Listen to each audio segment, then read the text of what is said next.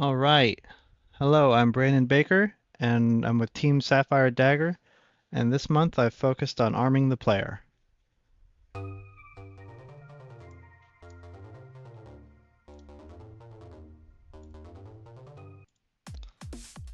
Gonna head to our gun range. All right, let's turn down some sound effects so that we can hear it.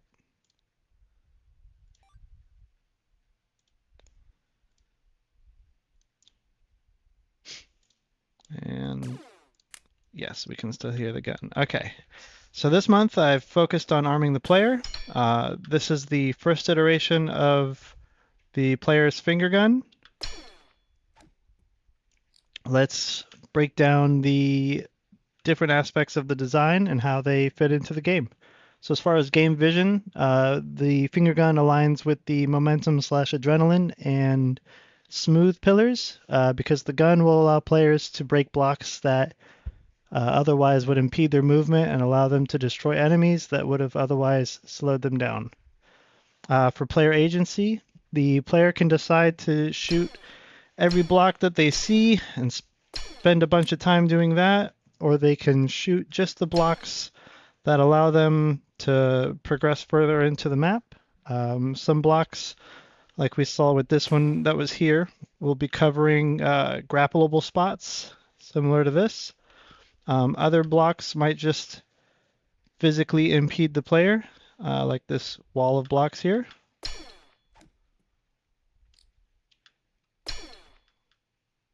Oh, we missed. Okay, it's fine. Let's see. For clarity and learnability, there's only one type of block that the gun can interact with, and it's these see-through green blocks that have green outlines. And when you shoot them, they turn into a shower of little blocks to tell you that they've been destroyed. The gun has a internal cooldown, so it only fires once every 0.7 seconds. And if you try to shoot before then, you will get a click sound and no bullet will fire. Reward and punishment. The successful use of the gun will allow you to quickly move through the level, destroying blocks that are in your way, but failing to land a shot, you have that 0.7 seconds where you need to line up your next shot a little bit more carefully, which might incentivize the player to use the time slow. But even with the time slow, that delay between shots gets a little longer, so you still have punishment for missing your shots, and this will require the player to line up their shots accurately. As far as feedback, the gun does make two sounds, one for a successful fire and another for a trigger pull with no bullet. So if the player tries to shoot before that 0.7 seconds is over, they will hear a click like that. And then for the blocks, these blocks are all set to have enough health to get one shot. But if there are blocks that we want to make much larger or beefier, they all have two sound effects, one for a hit but not destruct, and one for a destructed hit. They are similar sounds, but the pitch has changed. So for now, it's that high pitch, like metallic breaking sound. That'll be replaced with something a little less jarring. But for now, it gets across that the player has hit the block and it has been destroyed. And had I put a block in here that was healthier, you would hear the other sound. So as far as IPM, I think the simplest way of using these blocks is just to use them to block off a pathway, similar to how I did in this beginning segment, where you can't go past it without shooting it. A way to practice shooting these blocks is to put them on things that would otherwise help them. So like this block here could be encapsulated by a green block so that you could not use your grapple on it without first shooting it. So the player could still get past it without grappling, but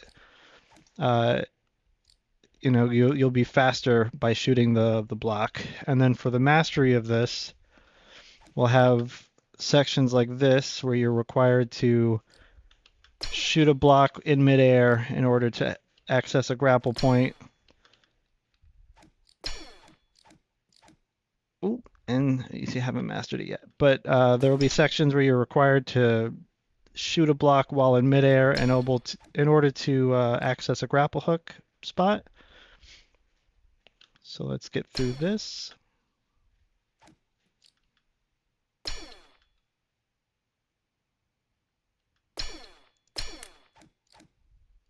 I am terrible today.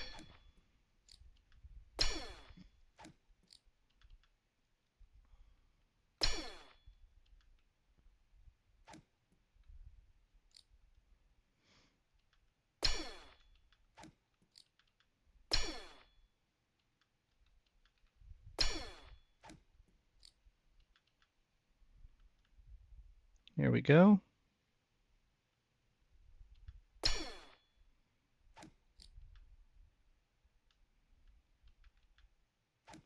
We missed, but you get the point. There's going to be sections where you have to chain your grapples and your shoots, probably trying to use time slow to better line up your shots.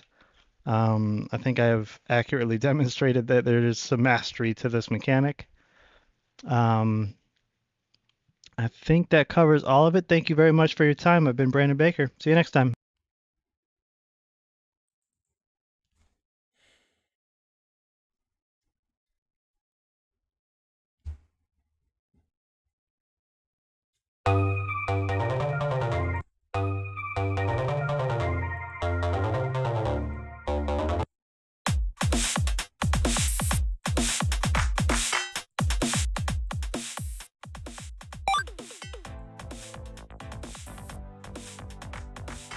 Alright, my name is Myron, and my mechanic for this sprint is a black hole.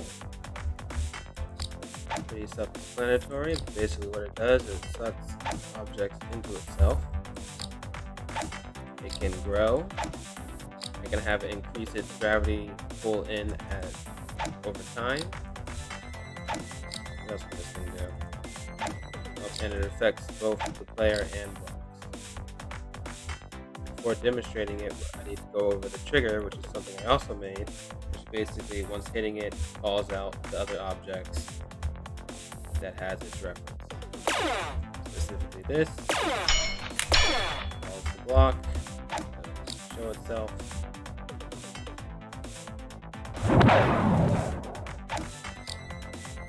Get it back home, got these many states. This one allows it to grow.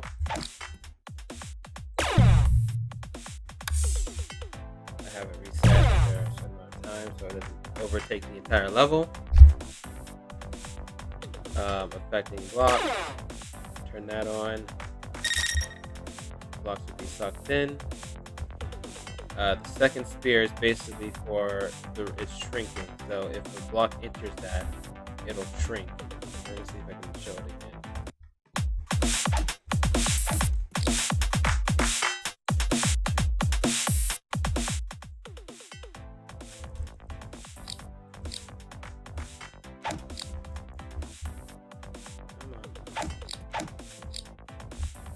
Hit it, blocks start to shrink, go in. This one affects the player. See right now it's not affecting me. I'll turn it on, and there it is. I don't want to be killed by it though. Entering and exiting. That's the sound. Feedback. This basically increases the gravity over time. It plays this effect, and then at the top left you can see how fast it'll pull you in. This one does both, affecting the player and blocks, and then this one does all of the states at once, which is pretty cool. And then we have this one which turns it off, which I can demonstrate with these two. On. This one sucks things in, this one repels them.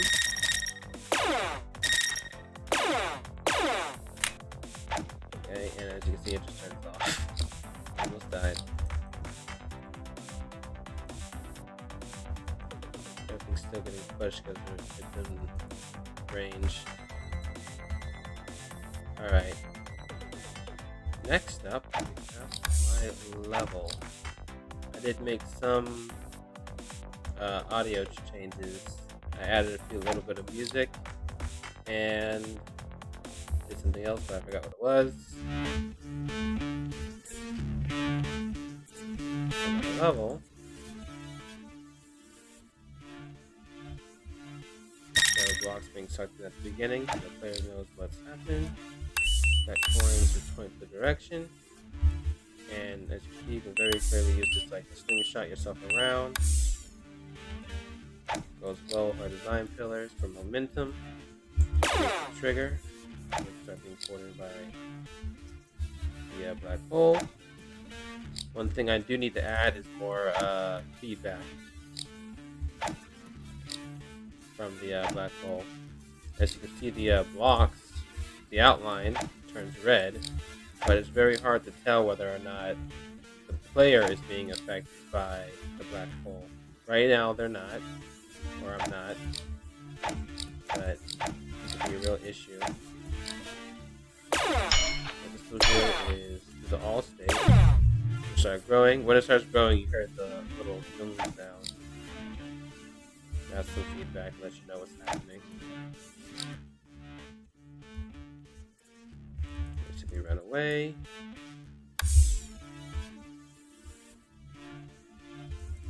I think it's a very simple mechanic to learn, but it can be expanded upon to be really, really fun. Try not to die. There. But yep, that's basically everything for the for the black hole mechanic. Fun to make. Works really well with everything that we've done so far. And I was hoping I could have its counterpart, the white hole, ready, but I don't have a practice level for it. I could show it off, actually. What I have for it now.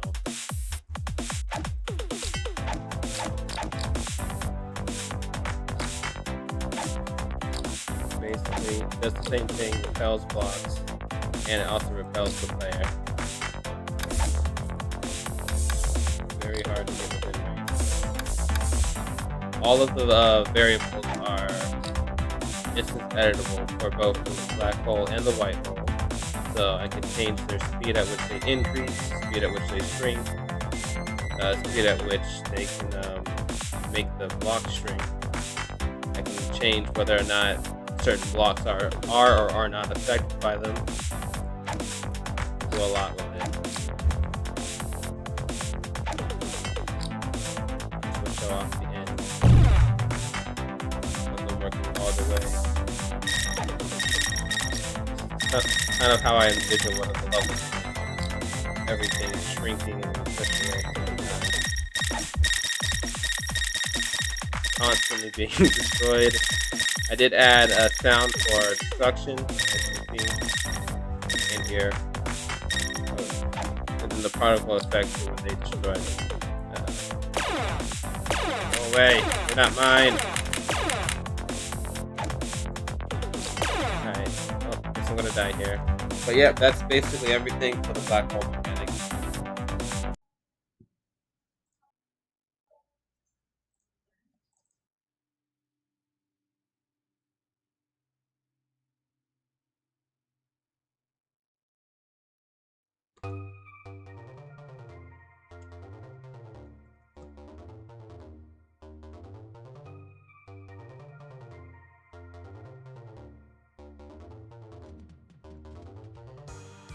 Alright. Let me just go ahead and turn this music off. It's just gonna be a pain if I don't.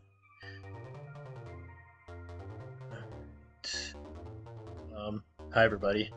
My name is Noah Rogers. This is our game 8-Bit Blitz. My mechanic for this month that I made is enemies. So if I go ahead and get started on the testing grounds here, let me on the music real quick. So the enemy that I created aligns with our design pillars because momentum, you're always going to keep moving quickly and running around and everything. And enemies in every game are designed to impede your progress. So what they will do is as soon as they see the player. So at the very beginning, he'll from begin play, he'll start moving around, and he only moves in to a random location a certain distance away from the spawn position, so that way they don't run around to a random spot and get stuck, basically. And they'll also, if they do get stuck, they'll stay there for a couple of seconds and then they'll turn around and they'll start looking for a new location. But as far as them detecting you, if he comes this way, as soon as he sees me, he's going to start chasing me. See how he's aggroed on me? He's angry. But if I shoot him, then he goes kind of crazy and then he blows up and disappears. And then let me set this again real quick. Oh, testing. So here the enemies, they keep with the momentum. They also keep with our smooth gameplay, being that they're only one shot to kill them. So that way you can just kind of, if they're chasing you and you're moving in a forward direction, you can just kind of turn around real quick, pop them once, and keep going. But what their intention is if they catch you. So let's see if we can get him to aggro on me. Alright, so if he catches me, he's going to keep me inside of his bubble, and I can't walk around or anything like that. So the only option that you have is to shoot the enemy, and when you shoot him, he blows up, and then you're free. So you have two choices. You can either shoot the enemy because you're not able to outrun them, and then I can demonstrate that real quick. So if I get him to start chasing me, he sees me. There we go. If I get him to start chasing me, he's gonna get faster and faster and faster, and I'm not gonna be able to outrun him, and he's gonna catch me. So you have two options. You either shoot him when he aggroes on you and he starts chasing you, or you shoot him after he's already gone. And both of those, just to keep with our design pillars and like not stopping you too often, you just shoot him once and then he goes away. And then so your reward for getting free of the enemies is so that you can complete the level. As far as player feedback, so how he is normally, he just kind of, the effect that I have, the cube is kind of randomly placed, but then as soon as he sees the player, he starts going crazy, and then if you shoot them, all of the cubes, they start going wild. And then also, if I get him to aggro on me, oh, he chases me. Alright, let me try that. Alright, so if I get him aggroed on me, oh. Alright, so yeah, like I said, you can't outrun them. They will catch you eventually. But like I was saying, as far as player feedback goes, when the enemy gets shot, the number of cubes gets smaller. So if I shoot him while he's chasing me, you should be able to see that a little bit easier. Because they're only one shot to kill them. Let me try again. Since they're only one shot to kill them, it's a little bit hard to see that happening. But if he starts chasing me and I shoot him, you can see how there's less than there was before. And then, as far as with setting up difficulty and mastering and all that stuff, since they're only one shot, I do have the ability to change them to be multiple hits.